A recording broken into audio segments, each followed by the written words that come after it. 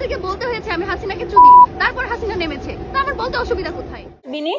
ডাইনি হাসিনার ছবি এই মেলার সবচেয়ে মনোমুগ্ধকর এবং আইসুত কষ্ট কই আপনাদের কষ্ট তো আমাদের যে 2000 ভাই বোন মারা গেল তখন তো আমরা দেখতে পাইনি।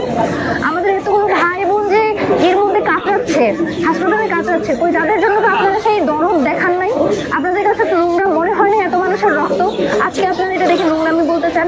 আসলে কি বলবো, যারা আসলে তাদের একটা পজিটিভ দিক যে তারা ওই হাসিনার নুন খেয়েছে এবং সেই নুনের গুণগান এখন গাইতেছে এবং এইগুলা হবে আমরা জানতাম। যে আপনারা দেখেছেন গত 20 বছরে হাসিনাকে যতভাবে বিকল্প নেই এই নেগেটিভ এস্টাবলিশ করার জন্য সবচেয়ে বেশি হেল্প করেছে এই যে আমাদের যে সুশীল নাট্যকর্মী, মিডিয়া কর্মী, তারপরে হচ্ছে অভিনেতা অভিনেত্রী গীতিকার, বিভিন্নভাবে ওনাকে হচ্ছে এভাবে যে বিকল্প আর কেউ নেই বলে ওনাকে এস্টাবলিশ করে এই স্বৈরাচারের যে স্বৈরাচারী একটা শাসন সেটাকে